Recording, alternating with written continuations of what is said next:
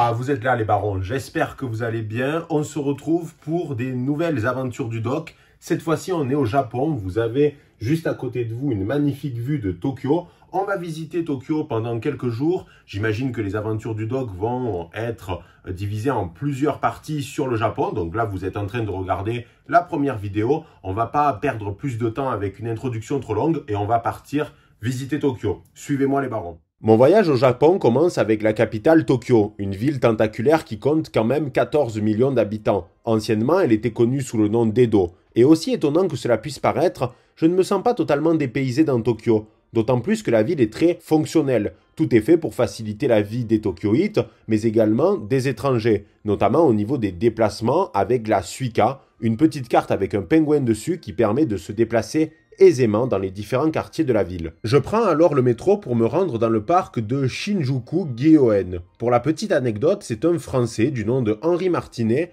qui a participé à l'élaboration du parc. Si je me suis rendu au Japon à la mi-mars, c'est pour une raison très spécifique, la floraison des cerisiers, pour admirer les fleurs de Sakura, emblème du Japon mais aussi de l'éphémère. J'ai eu beaucoup de chance dans la mesure où cette fois-ci, ils étaient en avance de 10 jours, car malheureusement, au bout de quelques semaines, les fleurs de Sakura disparaissent. Il y a donc une fenêtre de tir particulièrement réduite. Il y a en tout près de 600 cerisiers différents au Japon. Ainsi, les couleurs peuvent varier, parfois c'est du rose pâle ou même du violet. Les Japonais fêtent avec beaucoup d'enthousiasme la floraison des cerisiers. C'est ce que l'on appelle le hanami, qui signifie littéralement la contemplation des fleurs. Les Japonais profitent du hanami pour se retrouver en famille et pour pique-niquer dans les parcs devant les cerisiers en fleurs. C'est pour cette raison que souvent le hanami coïncide avec des vacances, notamment scolaires, parce qu'il faut noter une donnée essentielle, c'est que les Japonais travaillent énormément, plus de 40 heures par semaine, donc ce sont des vacances bien méritées. Après la visite du parc, je reprends le métro pour me rendre au temple Shinto de Meiji Jingu.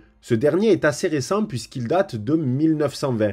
À l'entrée du temple se dresse une torii, une sorte d'arche qui symbolise le fait que l'on rentre dans un lieu sacré. Avant de se trouver au cœur du temple, il faut marcher un peu et sur la route, il est possible de voir des komodaru. Ce sont tout simplement des tonneaux de saké qui sont donnés en offrande. Et le saké est un alcool de riz très populaire au Japon. J'en ai bu tout au long du séjour et contrairement à ce que l'on pourrait croire, ce n'est pas très fort. Entre 11 et 20 degrés d'alcool seulement. Mais attention, c'est un breuvage piège car on peut vite enchaîner les verres et se retrouver très mal. Il y a deux cultes au Japon, le shintoïsme et le bouddhisme. Et de nombreux Japonais se revendiquent des deux. Les Japonais aiment faire des vœux rédigés sur des pancartes de bois qui concernent des situations concrètes de la vie. Par exemple, trouver l'amour, gagner plus d'argent ou faire un voyage sans encombre. Juste en face du temple, changement d'ambiance radical avec la Takeshita Street, la rue Kawaii. On retrouve des gahapon qui sont des distributeurs de jouets dans des sphères, allant de personnages de manga à des chaises miniatures. Les Japonais sont friands des gahapon et on en retrouve absolument partout dans le pays. Il y a aussi des magasins de vêtements improbables, des bars à cochons ou à loutre, mais encore des stands de crêpes avec des boules de glace dessus. C'est vraiment la rue qui symbolise le Japon débridé, le Japon excentrique. Malheureusement, je n'ai pas eu le temps de goûter à une crêpe car je me suis rendu à Shibuya Crossing, lieu iconique de Tokyo qui a des allures de Times Square à New York. Croisement dangereux pour les épileptiques car si tu n'aimes pas les lumières et les flashs, tu vas quand même en prendre plein la gueule. La Shibuya Crossing, c'est le cœur battant de Tokyo avec des enseignes absolument partout. Pour ceux qui le souhaitent, vous pouvez monter au Shibuya Sky afin d'admirer la vue, mais cette fois-ci en hauteur. Mais vu que j'ai horreur du vide et que j'ai le vertige,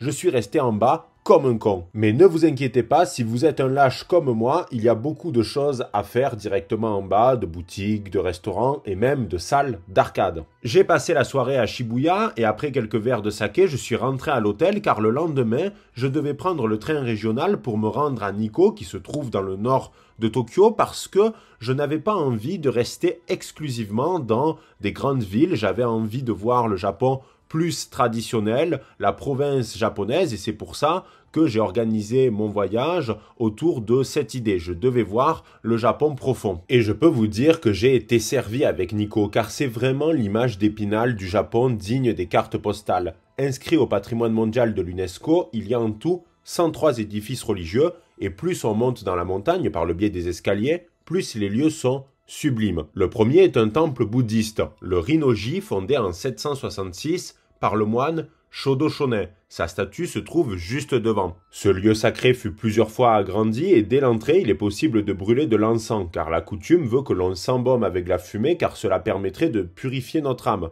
Malheureusement, je n'ai pas pu filmer l'intérieur car c'est interdit. Mais même de l'extérieur, le Rinnoji reste impressionnant. Après la visite du temple, je me suis rendu dans un jardin zen qui se trouve juste en face. Quand on visite le Japon, il n'est pas rare de tomber sur des jardins zen car ils se trouvent toujours à proximité de certains lieux sacrés, que ce soit des temples bouddhistes ou bien shinto. Le jardin zen répond à un cahier des charges bien précis, le but étant de miniaturiser la nature et de reproduire des paysages à l'échelle du jardin. Ainsi, les jardiniers jouent avec la perspective et les dimensions pour donner l'impression que le jardin est plus grand qu'il ne l'est vraiment. Ce sont toujours des lieux où règne la sérénité et le calme. Je continue ma visite pour me rendre plus haut dans la montagne et le cadre est assez irréel dans la mesure où les différents temples et sanctuaires sont entourés d'arbres dans une forêt dense, ce qui en fait un lieu unique, presque mystérieux. J'arrive enfin au Nikko Toshogu, un temple shinto qui a été construit afin d'honorer un homme en particulier. Son nom, Ieyasu Tokugawa, le premier shogun de la dynastie des Tokugawa, qui va régner sans partage sur le Japon entre 1603 et 1866. Je sais ce que tu es en train de te dire. Il était vilain, Ieyasu, la nature ne lui avait pas donné les plus belles grâces. Mais il fut un homme très puissant et son fils lui a fait bâtir le Toshogu pour que son père puisse être enterré sur place. Le sanctuaire est richement décoré et pour la petite anecdote, les architectes ont glissé quelques imperfections et asymétries sur l'édifice car ils partaient du principe qu'il pouvait y avoir du beau même dans les imperfections. Voici ce qu'en dit le maître zen Taisen Daishimaru. Bien souvent au Japon, l'incomplet ou l'asymétrie dans l'art sont considérés comme la vraie beauté. Un des plus beaux palais, trésor national du sanctuaire Toshogu près de Nikko, a un portique d'entrée recouvert de feuilles d'or, le Yomenmon. Le portique est composé de 4 colonnes, dont l'une est à l'envers, le haut et le bas étant inversés. Le portique est toujours regardé comme un modèle de véritable beauté. Dans le sanctuaire, il est possible de voir une représentation des singes de la sagesse. Un qui se couvre la bouche, un autre les yeux et le dernier les oreilles. Car avant d'être des emojis à la con, c'est une métaphore de la maxime « Ne vois pas le mal, n'écoute pas le mal et ne dis pas le mal », afin de se placer dans la voie de la sagesse. Le soir, après ma visite de Nikko, je retourne à Tokyo afin d'entamer de nouvelles pérégrinations nocturnes. Je décide de me rendre dans l'arrondissement de Shinjuku et il est tard, mais pourtant toutes les boutiques sont ouvertes. Je constate que Tokyo ne s'arrête jamais. Je me rends dans une ruelle pour déguster des brochettes et j'ai l'impression d'être dans Blade Runner tant l'ambiance me rappelle celle du film. Les émanations des brochettes ont embaumé ma barbour car la ruelle et les restaurants sont très exigus, mais le rapport qualité-prix était excellent. Je me rends ensuite dans le quartier chaud de Kabukicho. L'ambiance est festive, mais j'ai compris bien plus tard qu'en fait j'étais entouré de maisons closes et de love hotels. Il y avait énormément de yakuza sur place, qui sont clairement identifiables car ce sont les seuls qui portent des tatouages au Japon. Et d'ailleurs, le fait d'avoir des tatouages, c'est très mal vu dans la société japonaise, parce qu'on vous identifie directement comme étant yakuza, même si ce n'est pas le cas. Par contre, je n'ai pas dîné avec le chef des yakuza, comme l'a pourtant fait Oussama Hamar. C'est vraiment dommage. Dans le quartier, il y a une petite curiosité, la tête de Godzilla au-dessus d'un cinéma. D'ailleurs, pour la petite anecdote, Godzilla est officiellement reconnu par les autorités japonaises comme un citoyen du pays. C'est malheureusement ma dernière soirée à Tokyo car le lendemain je quitte la ville pour me rendre à Takayama, un petit village des Alpes japonaises. Je prends le fameux Shinkansen, le bullet train que vous avez dû voir dans le film éponyme avec le gigachat de Brad Pitt. Et putain, je peux vous dire qu'il porte bien son nom avec une vitesse de pointe de 320 km/h. Je dois me rendre dans un premier temps à Nagoya pour ensuite prendre un train régional afin d'arriver au cœur des Alpes japonaises. Ça fait en tout 6 heures de trajet, mais c'est pas grave parce que j'aime beaucoup les voyages en train, ça permet de voir le pays plus en profondeur. Et là, comme vous êtes en train de le constater, je prends une pause absolument pas naturelle du tout, pour me donner un air de baroudeur mystérieux. Sur le trajet, j'ai la chance d'admirer le célèbre mont Fuji, un des symboles du Japon, avec une altitude de 3776 mètres. Après plusieurs heures de trajet, j'arrive enfin dans le petit village de Takayama, qui signifie en japonais « haute montagne ». En réalité, je dis village, mais Takayama demeure une ville de 80 000 habitants. Mais il y a une partie plus excentrée et protégée, il s'agit de la vieille ville. Il règne un grand calme dans Takayama. Ce qui m'a étonné, c'est le fait qu'à partir de 18 h, tout est absolument fermé. Les restaurants, comme les boutiques ou autres commerces.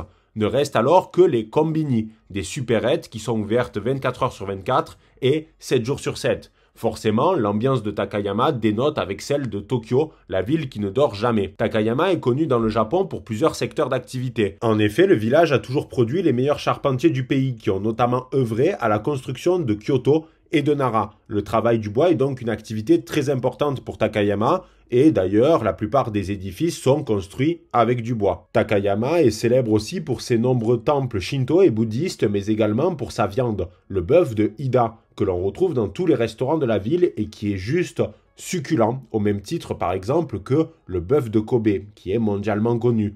Takayama est aussi célèbre pour ses nombreuses distilleries de saké. Pour reconnaître une distillerie, il y a toujours sur la devanture une boule de cèdre. C'est pour signifier le fait qu'ici, on fabrique du saké. Vu qu'il a commencé à pleuvoir, je me suis abrité dans un lieu plutôt insolite, le musée du jeu vidéo de Takayama. Dans ce dernier, on retrouve une pléthore de consoles rétro et de jeux considérés comme cultes. Il y a également de nombreuses maquettes de voitures, d'avions ou même de bateaux. Ce qui m'a marqué, c'est que dans ce musée, il y avait des petits Japonais qui s'amusaient à souder des composants électroniques, alors qu'ils avaient seulement 6 ans. Je comprends mieux la décadence de l'Occident quand je vois ça. Après cette visite, je me suis rendu dans un autre musée qui se trouve non loin, celui des années 50. Dans ce dernier, il y a des reconstitutions de certains lieux pour plonger le visiteur dans le Japon des années 50. Le musée est très immersif et on peut voir des objets d'un autre temps. Il y a par exemple une salle de cinéma, un restaurant, un coiffeur ou même le cabinet d'un médecin. Il est également possible de jouer au pachinko. Il s'agit d'un jeu très populaire au Japon, mélange de flipper et de machines à sous. Malheureusement, beaucoup de Japonais sont accros à ce dernier et les Yakuza ont la main sur ce business particulièrement lucratif. J'ai beaucoup apprécié la visite de ce musée car on sent chez certains visiteurs japonais qui se rendent dans ces lieux une certaine nostalgie par rapport à une époque qui est révolue. Et en plus, on peut jouer à Mario Kart et à d'autres jeux rétro, donc tout le monde est content. Le lendemain, j'ai pris le bus pour me rendre dans le village typique de Shirakawa-go, qui signifie en japonais le village de la rivière Blanche. On est à la fois en plein cœur des Alpes japonaises, mais aussi au centre du Japon. La guide que j'ai eue ce jour-là m'a expliqué plusieurs choses. Les villages comme Shirakawa-go se sont développés pendant le Japon féodal, mais également lorsque le Japon s'est ouvert au reste du monde à partir de 1854. Car Shirakawa-go est un village de producteurs de verre à soie, et la soie d'une très grande qualité était ensuite envoyée dans la vieille Europe. La production des verres à soie avait lieu à l'intérieur des habitations, qui s'appellent les mina, qui signifie littéralement les maisons du peuple. Elles sont fabriquées avec un style bien particulier, le gasho zukuri, ce qui signifie construction des mains jointes, car les toits des maisons sont pentus pour faire tomber la neige et car cela rappelle deux mains jointes dans le cadre d'une prière. Les toits sont en chaume et les verres à soie étaient élevés au dernier étage des maisons, tandis que la famille vivait en bas. La société japonaise a longtemps été divisée en 3 classes, les nobles, les guerriers et le peuple. Mais attention, il serait faux de croire que le peuple mourait de faim et qu'il y avait seulement une population de paysans pauvres. Shirakawa-go comprend plusieurs habitations de riches notables. Certains pouvaient même être plus aisés que certains nobles et autres guerriers. Car l'activité de la terre ou des vers à soie pouvait rapporter un joli pactole, donc il faut sortir complètement de l'image du village paumé sans aucune connexion avec le monde extérieur. D'ailleurs, à Shirakawa-go, il n'était pas rare de recevoir des administrateurs ou des gouverneurs de la région pour discuter des affaires économiques ou même de la politique. Il faut toutefois noter que l'activité des vers à soie n'est plus exercée à Shirakawa-go depuis déjà plusieurs décennies. C'est donc le tourisme qui est devenu l'activité économique principale du village, surtout depuis que Shirakawa-go est inscrit au patrimoine mondial de l'humanité en 1995, sachant qu'il y a toujours 1500 personnes qui vivent ici à l'année et qui doivent affronter des hivers très rigoureux avec beaucoup de chutes de neige. De plus, la paille des toits doit être changée tous les 20 ans, une opération complexe qui prend plusieurs jours. Au cours de ma visite, je suis tombé à de multiples reprises sur des statuettes plutôt étranges. Il s'agit du tanuki, un personnage du folklore, une sorte de blaireau considéré par les Japonais comme étant facétieux et qui aime jouer des tours aux touristes. Il apporte chance et postérité et il a la particularité d'avoir une paire de baloches juste énorme. Après plusieurs jours sur place, je dois me rendre dans la ville de Kyoto, ancienne capitale impériale du Japon. Pour commencer ma visite, j'explore le Nishiki, le marché couvert de Kyoto où on peut acheter tout un tas de denrées alimentaires comme des fruits de mer, de la viande, des légumes ou bien même des épices. Ce qui m'a surpris au Japon, c'est à quel point le coût de la vie était abordable, notamment pour tout ce qui était nourriture, que ce soit dans les restaurants ou même dans les marchés, et quand on compare avec les prix français. Petite originalité dans le marché, il est possible de visiter un sanctuaire Shinto, le Nishiki Tenma-gu. Le sanctuaire est particulièrement ancien, il daterait de l'an 1003 et le marché se serait développé autour de ce dernier. On retrouve un taureau à l'entrée et le toucher porterait chance et prospérité, comme souvent d'ailleurs.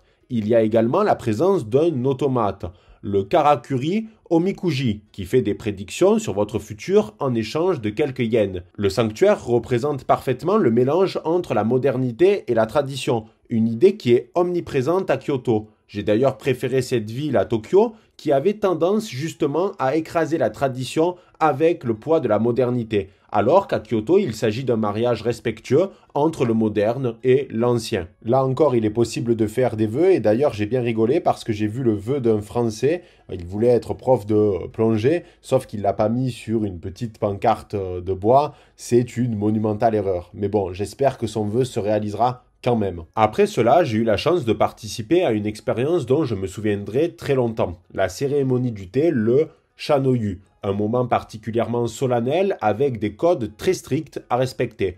On y boit le thé vert japonais, le matcha. C'est un moment très important où l'on doit oublier tous nos problèmes et le monde extérieur. C'est-à-dire que si littéralement c'est la guerre civile dehors et que la cérémonie du thé a commencé, tu dois faire quand même abstraction. La cérémonie du thé reprend la philosophie du bouddhisme zen. Il y a plusieurs ustensiles indispensables. Bon, déjà, il faut porter un kimono. Celui que vous voyez à l'écran appartenait à la grand-mère de cette japonaise particulièrement fière de montrer son savoir et sa culture. Ensuite, il y a le shaken, un petit tissu pour nettoyer le bol. On peut citer également le ishaku, qui est la louche en bambou. Et enfin, le fouet pour mélanger le thé et l'eau. Le geste doit être rapide et circulaire et en fait, le thé que l'on va boire à la fin ne ressemble pas au thé que l'on va boire par exemple en France. Il est beaucoup plus épais, il ressemble quasiment à une soupe. Alors c'est très difficile aussi de vous résumer entièrement la cérémonie du thé dans la mesure où même la japonaise qui l'a organisée faisait des études à l'université autour de cette question-là. Donc c'est beaucoup plus complexe que ça en a l'air de prime abord. Et là, je suis très fier de vous montrer mon pompon rouge parce que j'ai dû porter aussi le kimono et je souhaite également remercier la japonaise qui a réalisé la cérémonie du thé et qui a accepté que je puisse vous dévoiler certaines images. En sortant de la cérémonie du thé, j'ai découvert Kyoto de nuit. Je me suis rendu dans un premier temps dans le quartier de Pontosho, proche de la rivière Kamogawa. Ce qui était extraordinaire, c'est que le quartier est très proche du centre-ville et de la circulation, mais il y a une atmosphère particulièrement calme.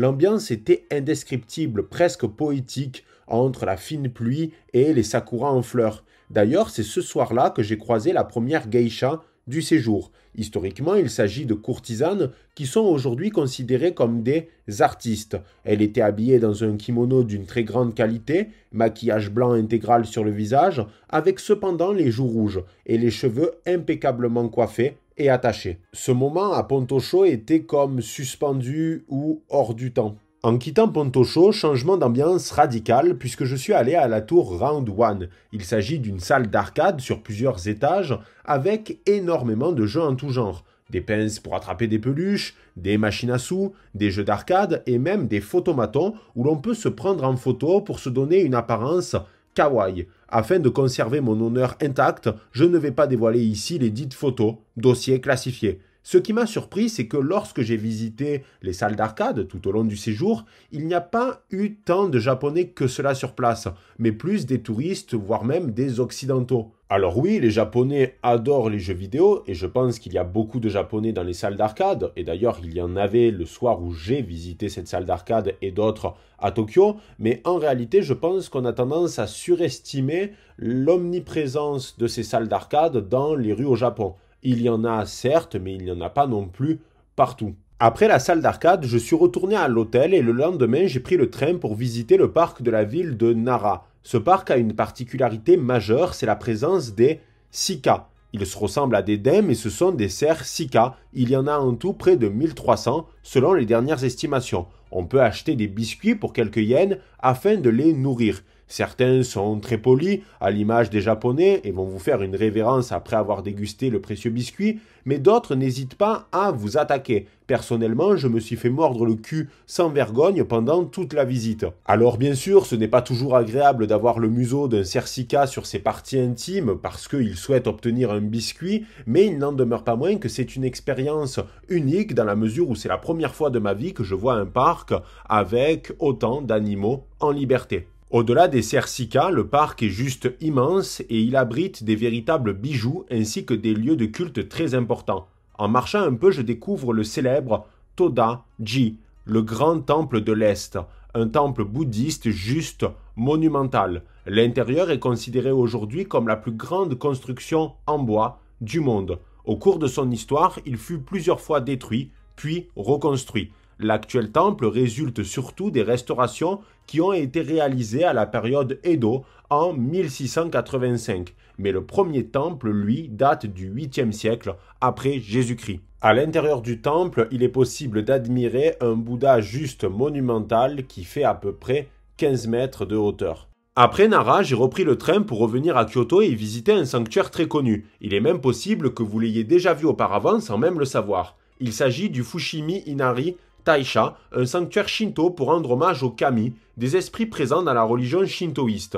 Les kami peuvent représenter une multitude de choses, des personnes décédées, la nature ou même des animaux. Dans la religion shinto, les kami vivent avec nous. Ce sont en quelque sorte des fantômes qui évoluent dans notre univers, mais que nous ne pouvons pas percevoir, même si eux, ils le peuvent. Le sanctuaire a été construit au 8e siècle après Jésus-Christ sur la montagne Inari. Et pour arriver au bout, il faut faire plus de 2 heures de marche et nous devons passer sous des milliers de torii qui possèdent une couleur bien spécifique, le vermillon, mélange d'orange et de rouge. Les torii sont en fait des donations qui peuvent émaner de familles, de particuliers et même des entreprises du pays. Les coûts peuvent varier en fonction de la taille du tori. Pour donner une idée, le plus petit coûte 1400 € et le plus cher 10 000. Tout au long du voyage, ce qui m'a surpris, c'est l'omniprésence de l'argent à la fois dans le shintoïsme et dans le bouddhisme, avec très fréquemment la nécessité de devoir débourser quelques yens pour un vœu, une prière ou l'achat d'un porte-bonheur. Le lieu en soi est magnifique, mais il souffre malheureusement de son succès, sachant qu'en plus, je me suis rendu sur place un week-end de festivités. Autant vous dire que c'était la foire dans certaines allées du chemin. Je suis retourné à mon hôtel et le lendemain, j'ai visité le château de Nijo. Il fut construit par notre ami Tokugawa Ieyasu que vous avez vu précédemment dans la vidéo. On peut malheureusement pas filmer l'intérieur du château, mais il n'y a pas grand mobilier ou ornement puisque l'on retrouve encore le minimalisme japonais, y compris dans les appartements les plus luxueux, même s'il y a des peintures et des estampes avec des pins et des tigres, le tigre étant l'animal qui représente la dynastie des Tokugawa, car Ieyasu était né l'année du tigre. Heureusement qu'il n'est pas né l'année du lapin ou de la chèvre, car sinon il serait passé pour un con. Après la visite, je me suis rendu dans les jardins pour contempler les cerisiers en fleurs, et j'ai marché dans les rues de Kyoto pour me rendre dans un endroit qui était pour moi une étape presque obligatoire de ce voyage au Japon, un lieu qui me tenait particulièrement à cœur. En effet, je me suis rendu au célèbre pavillon d'or, le Kinkaku-ji, qui signifie temple impérial du jardin des cerfs, construit en 1397. Il s'agit d'un temple bouddhiste au beau milieu d'un jardin, posé dans cet écrin comme un véritable bijou. Les 3 étages représentent différents styles d'architecture dans l'histoire du Japon. Il est entièrement recouvert d'or et il contiendrait en son sein des reliques de Bouddha. Le pavillon d'or a malheureusement brûlé en 1950 à cause d'un moine fou. C'est pour cette raison qu'il y a un phénix au-dessus de l'édifice, car le phénix renaît de ses cendres. Cet événement a inspiré un auteur que j'affectionne particulièrement et que vous connaissez si vous êtes habitué de la chaîne. Son nom... Yukio Mishima, grand auteur japonais, qui raconte dans Le Pavillon d'Or l'histoire d'un moine au physique ingrat qui décide de détruire le Pavillon d'Or car il ne supporte pas la beauté de ce dernier et que des gens puissent l'admirer sans cesse alors que lui ne provoque que de l'indifférence ou du dégoût. La fin de Mishima est tragique puisqu'il a décidé de se faire seppuku après une tentative de coup d'état ratée parce qu'il était très attaché au Japon traditionnel et qui ne supportait pas de voir son pays sombrer dans une sorte de décadence à la suite de la Seconde Guerre mondiale. Enfin, pour parfaitement conclure cette journée déjà riche, j'ai pris le bus pour me rendre au Kiyomizu-dera, le temple de l'eau pure, un des symboles majeurs de la ville de Kyoto, posé à flanc de montagne, en hauteur, il domine la ville. Le complexe réunit aussi bien des édifices issus du bouddhisme que du shintoïsme, car très souvent les Japonais adhèrent aux deux cultes car ces derniers ne rentrent pas en contradiction. Ce jour-là, il y avait beaucoup de monde en raison de célébrations religieuses. Le complexe est inscrit au patrimoine mondial de l'UNESCO depuis 1994. Bien sûr, les lieux de culte sont sublimes, mais ce qui est également époustouflant, c'est la vue imprenable sur la ville de Kyoto.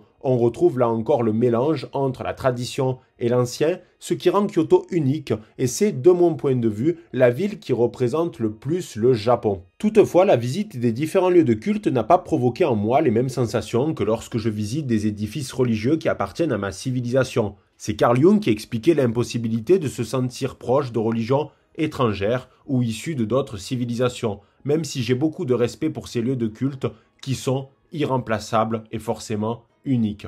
Je reste ébahi devant la vue de Kyoto qu'offre le sanctuaire et ce qui est très agréable, c'est que les festivités en parallèle sont des grands moments de joie, ce qui fait que l'ambiance sur place est particulièrement festive malgré le caractère solennel du lieu. Je contemple une dernière fois la vue puis je descends dans les petites rues adjacentes du temple pour arriver dans le quartier de Higashiyama-ku qui signifie la montagne de l'Est. Les rues sont très animées avec des boutiques, des restaurants et des bars, et on a l'impression de remonter le temps car le quartier conserve un aspect ancien. L'emblème de ce dernier est la pagode Okanji, qui fait 5 étages et mesure 46 mètres de haut. La pagode abrite à la fois un temple, mais également une école bouddhiste zen. Au final, peu de personnes habitent dans le quartier du fait de la présence massive des touristes. C'est également un quartier très vieillissant avec une forte concentration de personnes âgées. La problématique de la démographie est très préoccupante au Japon du fait d'une baisse drastique de la natalité avec en parallèle le vieillissement d'une partie importante de la population. Lorsque j'étais au Japon, le Premier ministre a fait une série de déclarations qui visent à pousser les couples à faire davantage d'enfants, avec notamment des réductions d'impôts et des aides financières. Enfin, je termine cette ultime journée à Kyoto en marchant dans le quartier de Gion qui est connu pour ses geishas. C'est ici que j'ai croisé la deuxième geisha du séjour qui avait exactement la même allure que celle que j'avais vue à Pontosho. Dans ce quartier, il est possible de voir de nombreuses machiya qui sont des maisons faites de bois,